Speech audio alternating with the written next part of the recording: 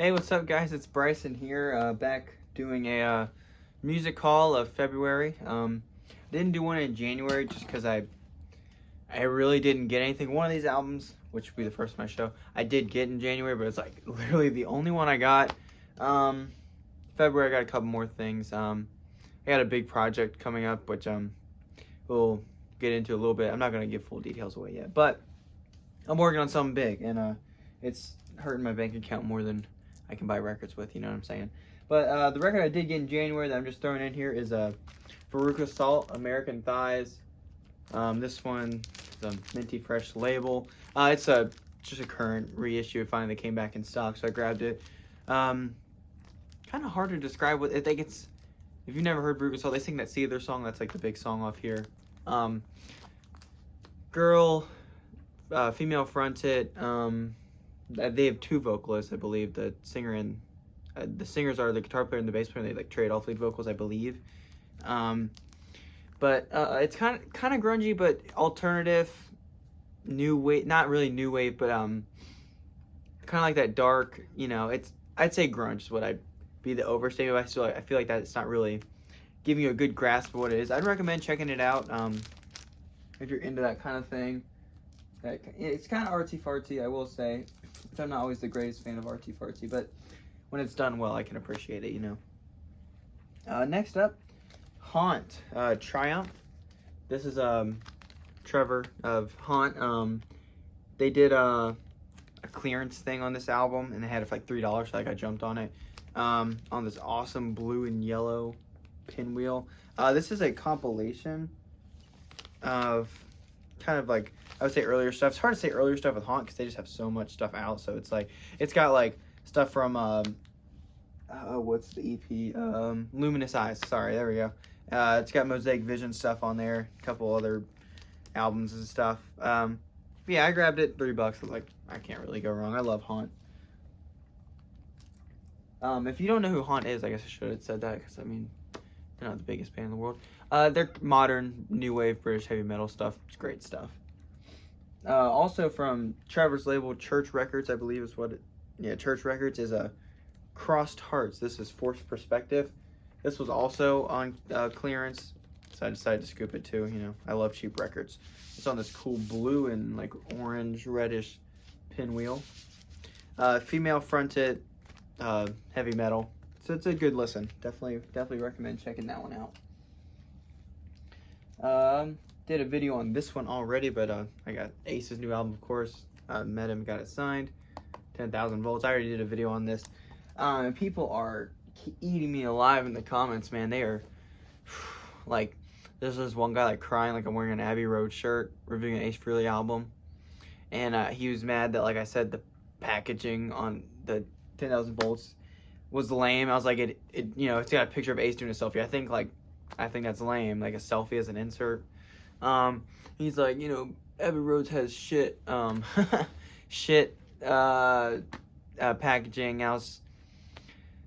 I shouldn't have responded, but I kept it going, and you know, people whining and complaining, people saying like, oh, you just hate the album because your experience. They didn't watch the video then, because I clearly said in the video I listened to it before and I thought it sucked before I met him, and people saying like, oh, if you like 4 songs, it doesn't suck. If, like, you know, if it's 11 songs and I only think 4 of them are decent, that album sucks in my opinion. But that's YouTube for you, you know. Picked up these Lizzie Borden reissues. Give Him the Axe.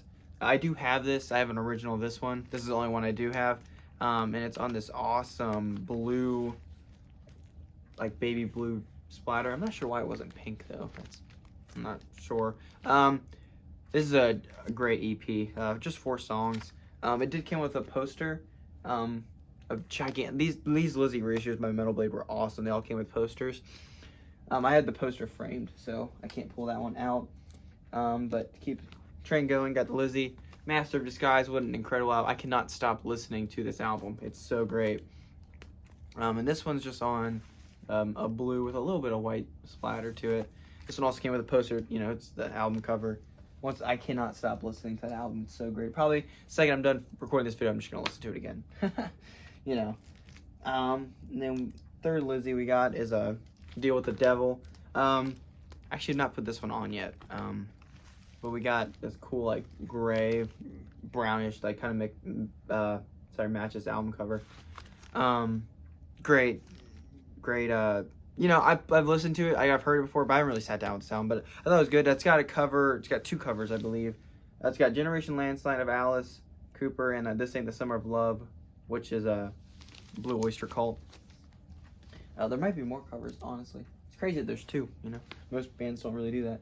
So I bought this record collection yesterday, and I wanted to keep a lot of it. I really did, but this is the only one I ended up keeping. Rolling Stones' Some Girls. This is, now if there's an expert on this album in the comments, correct me, but I believe this is the first press with the, you know, actually I wanted to keep it before I even knew that, but I did some Discogs diving with, this has like the celebrities' faces. I knew it was early because it didn't have like the red, green, and yellow, you know, stripes on it and stuff, so I knew it was early, but I'm not 100% sure it's like a first, but I believe it is. But, I mean, I was going to keep it regardless. That kind of stuff doesn't really matter to me in certain regards. Sometimes it does, but Rolling Stones stuff, I'm kind of more interested in the music than the collectability of it all. But what an incredible album. Put it on last night, and I already want to listen to it again. Great album. I didn't really hear, like, a bum track on it. And then, got a copy of Dynasty. But I finally was able to complete my copy because my copy was in better shape, but this one had, of course, the Straight Jacket poster. I was finally able to find one. I've had so many copies of this album come through my hands, but none have had the poster. So I was super excited to have that. He had a Rock and Roll Over in the collection too, but it didn't have the sticker or the blue teardrop, you know. Didn't have that, but yeah, so I also bought another collection of CDs. I bought like 600 CDs. It was crazy. I should have done a YouTube video on it. I should have. That would have been super cool, right? But out of 600, I think I kept 30. So I restrained myself, but I wanted to keep more. It's hard. A lot of these are kind of like fill out the collection of bands, like bands I have a lot of stuff of, but I don't have everything of. Prime example is here. Saint Anger. Will I ever put it on? Probably. I'll probably give it a, I've heard Saint Anger. But rounds out my Metallica collection. I think now I'm really missing just Death Magnetic. I have 72 Seasons on vinyl, but not CD. But I'm kind of one of those guys, like if I can complete the collection through multiple different forms of media, like between CD and vinyl, I'm okay with that. It doesn't have to be, I don't have to have every CD and every vinyl. Like if I can mix match, that's cool. I mean, as long as I have a way of listening to it. This is a cool one. Allman Brothers, Eat a Peach. There was a vinyl of this in the collection I just bought, and I was like, I just kept the CD. Should I keep the vinyl? I'm just like, I think I'm going to go with the CD. I think I mean, I'm not an insane Allman Brothers fan, but I do like just sitting back and listening to it. Foreigner, self-titled, I believe. I'm not the most gigantic Foreigner fan, but, kept this. I am a Foreigner fan, though. I kept Foreigner Double Vision, too. Haven't listened to this whole album before, but, I know all the hits off of it. But I'd like to learn more than that. I think that's an important thing of collecting, Even if you know the hits, you should learn everything else. Eagles, Desperado. I mean, this is not, if you were to jump in right now at the video and be like, whoa, what in the world is he talking about? I do like other genres of music. It's not just heavy metal, I do find myself enjoying Eagles, soft rock, country rock stuff. I do enjoy it. We got Eagles on the Border as well. Cool. Here's some heavy metal for you. Dokken, Tooth and Nail. Another one kind of rounded up. Surprised I didn't have it already. We got DAD, otherwise known as Disneyland After Dark. This was a really cool one to see. I definitely didn't expect this. But yeah, pretty cool little piece. We got Cowboy Junkies, the Trinity Session, and Miles from Our Home. I have not listened to either of these. I've passed up the vinyl of this one before, and someone's like, oh man, you should have got that. It's a great listen. So I saw those in the collection. I was like, I better keep them and see what the fuss was about. Black Sabbath, Volume 4. I really can't say anything that hasn't been said. And he had a good, healthy Blue Oyster Cult collection that is now mine. We got Tyranny and Mutation. We also got Secret Treasures. And we got Agents of Fortune. And last one from Blue Oyster Cult, we got Spectacles. Or, I'm sorry, Specters? You know. No, I'm a metal guy. I'm not really into that whole reading and number stuff. This was an awesome part of the collection. Was my Beatles collection isn't a mass, you know, right now. I didn't just get into the Beatles, of course, but I put them off for a while, just because, you know, I was stupid. I was just like, oh, overrated, blah blah blah blah. Finally, you know, listen, I realized how stupid I was, you know. So I'm finally, you know, diving into the Beatles. But he had a lot of their collection. So he had Please Please Me. He had A Hard Day's Night. He had Help. Sgt. Pepper's Lonely Hearts Club Band. And Abbey Road, the shirt I was wearing that made some people so mad that I was talking about a Kiss. It's like, people know Ace was in Kiss. So like, why would I need to wear a Kiss shirt to, you know, review an Ace album? I'm wearing a Misfits shirt, and there's not one Misfits related item I'm showing in this video. Whatever.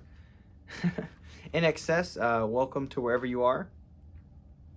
Got that one too. I have the tape of that one, but got the CD of it. This is I'd never seen this before. I used to be a gigantic Nirvana fan.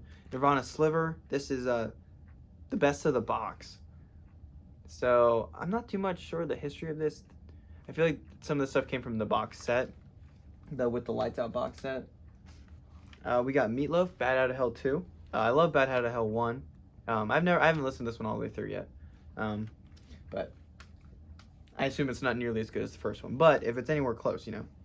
Man of War, Warriors of the World. This was so cool to see in there, just hiding amongst everything. Love Man of War. Same with the Beatles. I was able to round out my Zeppelin collection a good deal. So we got Zeppelin 3. We got Houses of the Holy. And we got Zeppelin 1.